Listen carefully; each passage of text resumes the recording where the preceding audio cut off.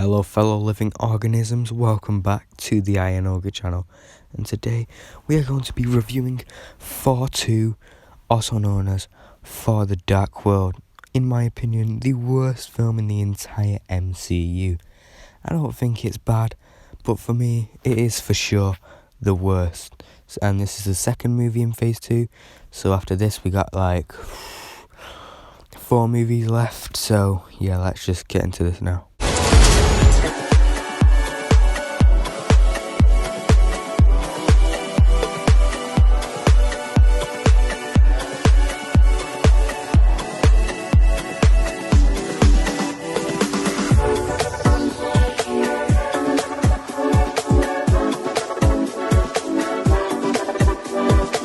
For starters, this film has one of the best Thor looks in live action. I mean, look at the hair. It is definitely a better length than in the first Thor film. Definitely not long enough in that first film.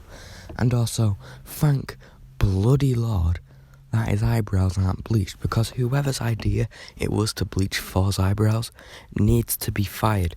Hopefully, they already have been. And the suit looks also very fabulous. It definitely looks like something a god would wear. And when you look at that suit, you think, oh yeah, that's Thor, innit? I mean, I quite like the previous two Thor suits as well, like the Avengers one, the one from the first Thor film. But I mean, this one is also very great. I don't know if it's better, but it is definitely up there as one of the best Thor suits in the MCU. And this film's pretty good at following up the Avengers. I mean, we just, we find out what happened to Loki after this. He gets put in a dungeon, and, we can see that he pretty much loves his mother quite a lot.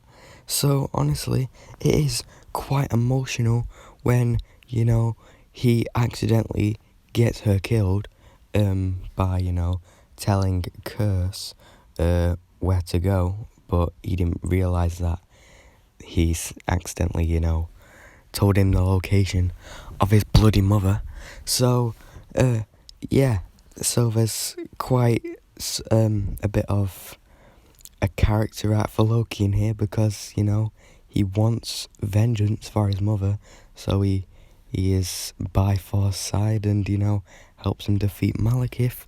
So, Loki's character in this film is pretty darn great, to say the least. And also, Frigga dying, it's also pretty good for Thor's arc, because, Thor in the MCU is big, sort of, his thing is that he loses everything that he cares about. Like, he loses Loki, his father, his mother, his hammer, his home, his best friend, and, more. So, Thor the Dark World is when all that really started. So, this film does have an impact on Thor's character and his story throughout the MCU.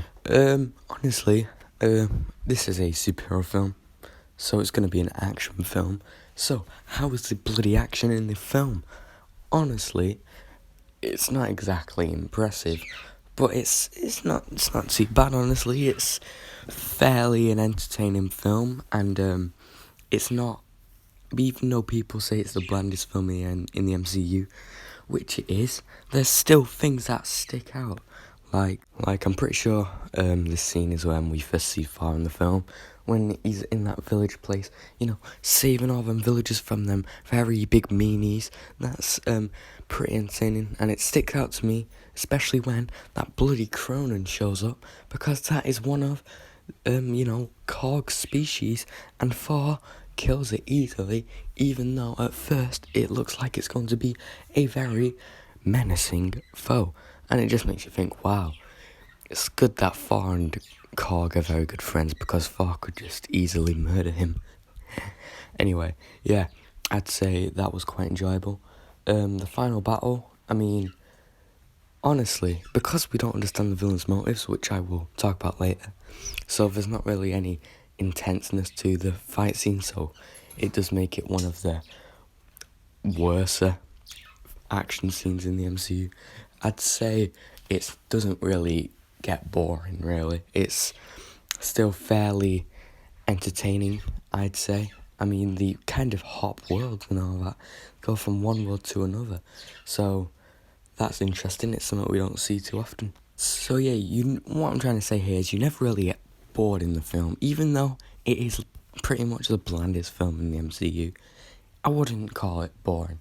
I'd say it is good enough to entertain someone. Like if I was having a movie night, trying to have a good time, eating snacks and all, and someone said, "Yo, should we pop on Father Dark World?" I'd say yeah. But if they said, "Let's watch a film," and they said a boring film, a film I find very boring, then I would say, "No, I'm here to have a good time and be entertained." But, if they say Father That World, I'll say yes, because I would say it's still a fairly entertaining film. Some pretty decent action scenes, and a lot of stuff sticks out. And I mean, there are some really fun scenes with characters. Like, it's always nice to have Sif and the Warriors 3 around. I mean, I genuinely do quite like those, which is why I find it really weird that they were just killed off just like that in Thor Ragnarok. Thought that was very odd.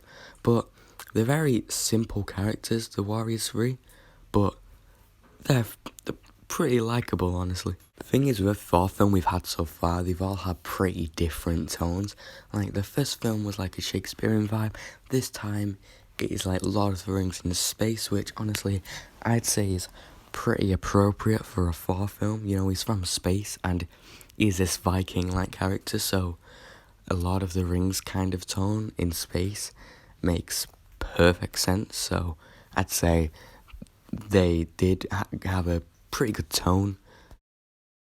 Another scene in this film that really does bloody stick out to me, and honestly, for a film like Father That World, which is actually kind of forgettable when it comes to the Marvel Cinematic Universe, I'd say one of the scenes in this film is actually one of the most memorable scenes in the entire MCU, and one of the funniest moments in the MCU, and it's when Loki's using his illusion, magic, to turn into random characters. He even makes Thor look like Lady Sif and all that, and I find it bloody hilarious when he turns into Captain America. We get a little Chris Evans cameo, and he's doing a bloody fab job at an American accent, because, it just makes sense that he would put on an accent, because, Tom Hiddleston and Loki have British accents, Tom Hiddleston is British, and Loki has a British accent. So that is a bloody good scene. So what I'm trying to say here is there is enjoyment to have in this film. It is a pretty enjoyable film. And, the spaceships that the Dark Elves have, I quite like those spaceships, and they have some pretty cool weapons. That grenade thing, that is cool. That grenade thing the Dark Elves have, they need to bloody bring that thing back. So yeah, when Loki and Thor were working together, and it was almost like a sort of buddy cop kind of thing, that put a smile on my face, because that is easily the best part of the film, because they have pretty good chemistry together. And it was actually kind of sad when he, fake died, because he had like a little redemption arc then. And yeah, and when Thor and Loki are together in, the, like, that one act of the film, there's quite a few good laughs in there. So yeah, lovely stuff. Okay, so now let's talk about some of the bad things about this film. First of all, the worst thing about this film is probably the villain. First of all, you got the lame design, and two, you got a bloody good actor to play such a shite character. We don't even understand the man's motives, really. He just sort of shows up in the film and is like, "Yo, give me the ether."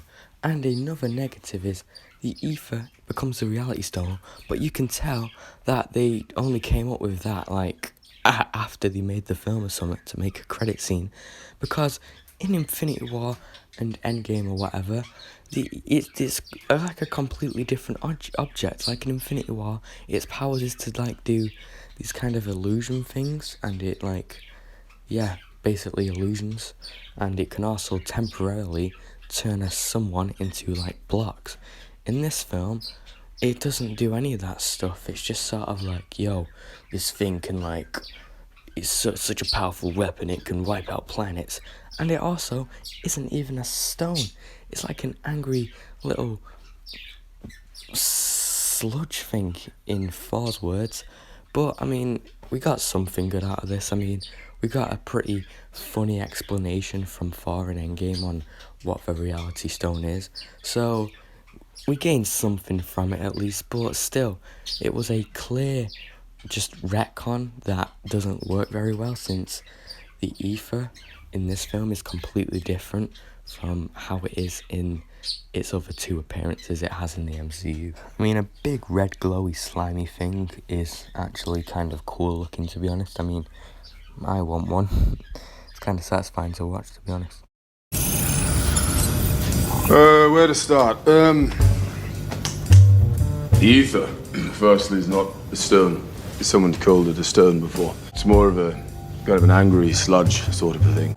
Here's an interesting story, though, about the ether. My grandfather, many years ago, had to hide the stone from the dark elves. Ooh, scary being. So Jane, actually. Oh, there she is. Yeah, so Jane was an old flame of mine.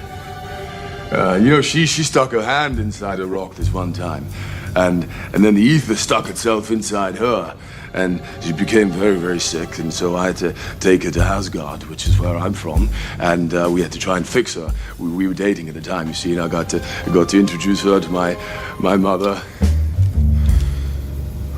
who's dead, and Jane and I aren't even dating anymore, so. As these things happen, though, nothing lasts forever. The only thing that... Why don't you come sit? I'm not done yet. The only thing that is permanent in life is impermanence. Oh yeah, the relationship between Thor and Jane Foster, does it improve? What? No. I'd say it's probably better in the first film, because in this film she's just quite unlikable to me, honestly. I mean, there's this one scene where she slaps Thor because he didn't come back for her, and he didn't come back to Earth to go see her, and I'm like, oh my god, Jane, just shut up. He is literally the god of thunder. He's literally supposed to be protecting worlds. Don't be all angry when some bloody female on Earth is not his first priority. Jesus Christ, that annoyed me, honestly. And honestly, she's kind of just ill for a lot of the film, and honestly, I feel like we're going to be getting that with Falls and Thunder, since she's probably going to have cancer. Wait, I've just got a good theory. What if she got cancer from the ether? Huh. Wow. I wonder if that'll come true. If it does come true, then damn, I'm gonna talk about it in a video. Wow. That's a mint theory. I wonder if anyone's come up with that before. Yeah, anyway, they don't improve much with Jane Foster here, so yeah. Okay, so the battles of this film, mainly talk about the final battle. It wasn't like incredibly boring. It wasn't boring at all, I'd say, and there wasn't like a million cuts, every now and then to some random shit, so it doesn't get really annoying. Yeah, so I'd say it isn't a mess or anything. It's just it's decent, alright, but the thing is, we don't really understand Malekith's motives because he's an awful villain, so it doesn't feel like there's any impact on the battle, or it doesn't really feel that intense, because we're just sort of watching some guy swish around this red glowing thing, not knowing what he plans to really do with it. So, yeah, it's not very intense. Oh, and I want to mention there's also this villain called Curse in the film. He's only a side villain. He's basically a mindless henchman in the film. Well, not mindless, but he doesn't exactly seem smart. He just sort of works for Malekith and, is helping him out. He's actually a friend of Malekith, and I shit you not, whatever this guy's doing is way more interesting than what Malekith's doing. He's bloody strong, and he's actually kind of scary. He has a cool look, and I mean, I just like him more than Malekith. I just preferred watching him on screen than watching Malekith. And also, he caused a bit more of an impact since he did kill Loki. Well, he didn't actually kill Loki, since we find out Loki is alive at the end. But he's still has more impact than what Malekith did. Malekith didn't really... Never mind. Oh, bloody hell, I'm such a dickhead. Malekith killed Thor's mom, didn't he? Huh. Ignore that I said anything. But still, I prefer Curse simply because he just looks cooler and he's bloody menacing. Unlike, Malekith, who just had weird white hair and white skin and funny looking ears. I mean, I preferred all the henchmen to Malekith. I mean, at least all the army members and stuff had, Malekith's army, at least all of them had, like, guns and cool grenades and all of that stuff. The coolest thing Malekith had was a bloody spaceship and some random red piece of slime or whatever you want to call it.